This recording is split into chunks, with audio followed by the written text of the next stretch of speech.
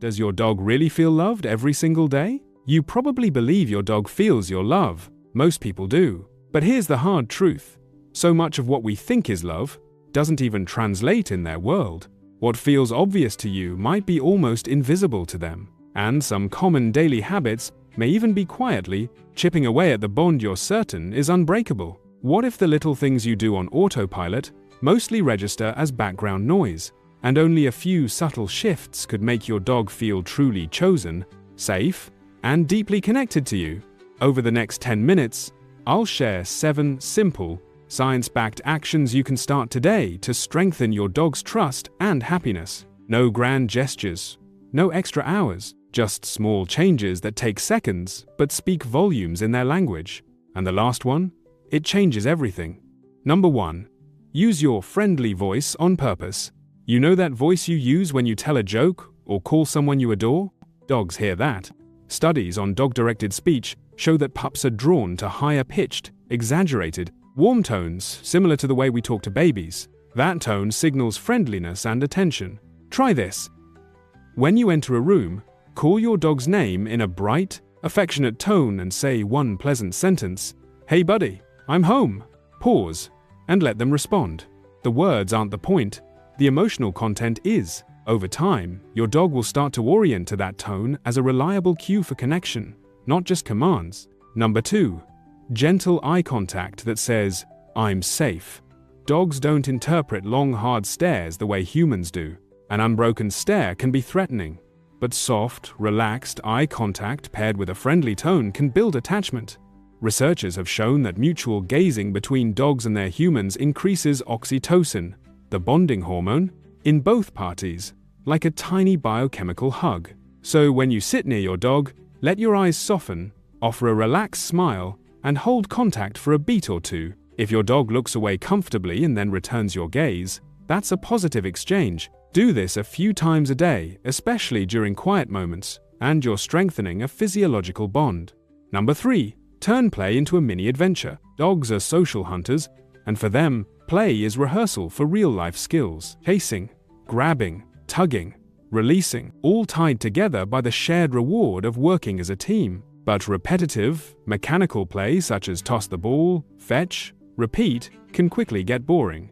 Instead, think in sequences. Create a beginning, tease the toy away, a middle, let it be hidden, bounce unpredictably, and an ending, a satisfying catch or tug followed by praise. For fetch, try adding a short search phase. Hide the ball briefly, call them, reward the find.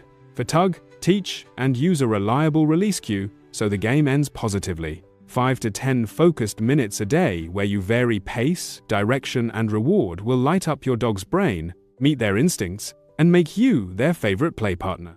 Number 4. Humans often believe love or bonding must be shown through constant touch, eye contact, talking, or interaction. But in dog behavior, connection doesn't always look like that. Simply being near you, resting in the same room, lying a few feet away, quietly following you from space to space, can be a powerful sign of trust and attachment. Presence itself is bonding. In both wild and domestic canine groups, choosing to rest near another is a signal of safety. You don't have to constantly pet, entertain, or engage your dog to build trust. Sitting calmly while your dog lounges nearby sends a clear message: "I'm here, and I'm not asking anything from you." Practically, this might look like reading on the couch while your dog relaxes across the room, allowing them to decide if they move closer. Over time, this kind of quiet presence often shortens the distance voluntarily. And when your dog chooses proximity on their own, that choice strengthens trust far more deeply than forced affection ever could. Number 5. The 2-second sniff handshake. Dogs experience the world through their noses first. For them, a proper greeting usually starts with a sniff. Before you reach out to pet your dog, pause for a moment, especially if they're alert or busy sniffing something. Either offer a closed fist near their nose, or simply let your hand rest nearby and give them the chance to come closer and sniff you. The important part is letting them initiate that first contact. Those couple of seconds of scent confirmation make a big difference. Instead of touch feeling sudden or intrusive, it becomes something they've had a chance to check out and accept. This small pause matters even more with dogs you don't know well or in situations that can feel a bit stressful for them, like a vet visit, meeting a new person, or after a loud noise. In a simple way, you're telling them, "I'm predictable.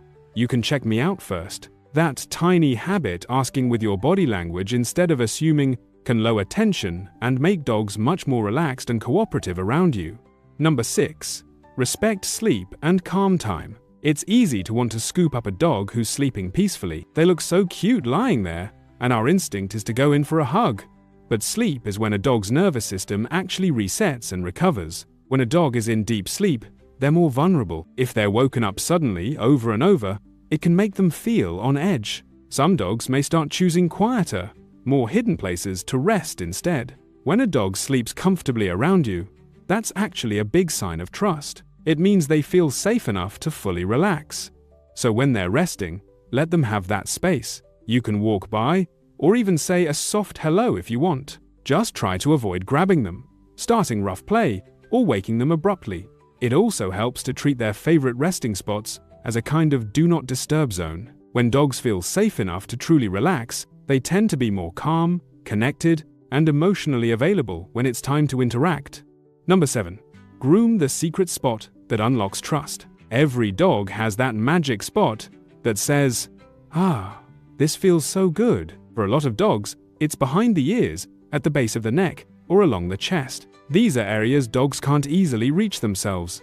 And in the dog world, gentle attention here is like social grooming. It's an exchange of trust. Most dogs love a good belly rub, but only do so if you know your dog enjoys it. Use soft, rhythmic strokes behind the ears, along the collarbone, and at the chest. Pay attention to their cues. Soft eyes, leaning into your hand, gentle sighs, or a loose, relaxed wag of the tail are all signs you're hitting their sweet spot. A few short sessions, 10 to 30 seconds a day, often works better than a long, rough petting session. Slow, gentle touch speaks louder than quantity. Plus, it's a quiet way to build connection and trust, bringing it together into a tiny daily ritual. Here's a short, simple ritual you can do each day that wraps up all 7 points. 1. The warm greeting. As you enter your home, call your dog's name in a soft, friendly tone. 2. The 2-second sniff handshake. Pause and offer a gentle fist near their nose, letting them initiate contact. 3. Soft eye contact. Sit down in the same room and hold a calm, gentle gaze for a couple of seconds. 4. Sequence play. Spend a few minutes of playful storytelling with a toy. Tease, toss, and engage in ways that make them think and move. 5. Secret spot grooming. Give a calm, 1-minute stroke behind the ears, along the collarbone, or chest. Watch for soft eyes, leaning in, or a relaxed wag. They're all signs you've hit the sweet spot. 6. Respect calm and sleep time. When they nap, let them sleep. If they settle nearby, simply enjoy their quiet presence. 7. Predictable touch. Over the day, use gentle, respectful contact whenever you interact, pausing for sniffing, allowing choice, and responding to their comfort. These little moments add up. Why does all this matter? Dogs evolved as cooperative partners with humans over thousands of years. They notice our emotions, learn our rhythms, and form attachments that affect their well-being. Small, intentional actions build trust and connection. You're not aiming to be perfect. You're aiming to be predictable, safe, and enjoyable to be around. Over time, those tiny moments transform how your dog experiences you, from someone who feeds or manages them, to someone they genuinely choose to be with. Here's a brief story to tie this all up. I once watched a friend and his rescue lab slowly build this habit together. During the first week, the dog mostly stayed in the corner. He slept there, kept his distance, and barely interacted. But my friend stayed consistent with the small things. The warm voice when he came through the door, the 2-second sniff handshake, a few minutes of playful interaction, and those calm strokes behind the ears. After about 3 weeks, things slowly started to change. The dog began meeting him at the doorway. He'd nuzzle in for that gentle grooming touch. And instead of sleeping across the room, he started choosing a spot close by, sometimes just within arm's reach. One evening, the dog followed him into the living room, hopped up onto the couch, and quietly rested his head on my friend's knee. It was such a small moment, but in dog language, it meant everything. My friend laughed softly and whispered, "Hey buddy, it looks like we've got each other." And that's really the payoff. Not anything dramatic, just a quiet, mutual kind of trust. If you're curious, try these 7 things for a month. Each week, see if you notice a small change. Maybe your dog holds eye contact a little longer, or maybe they engage more during play, or they relax more deeply when they nap. At first, the changes may be subtle. Then, one day, they become obvious and you notice how they've grown calmer and more affectionate. And when a dog truly chooses you, that's love in one of its purest, simplest forms.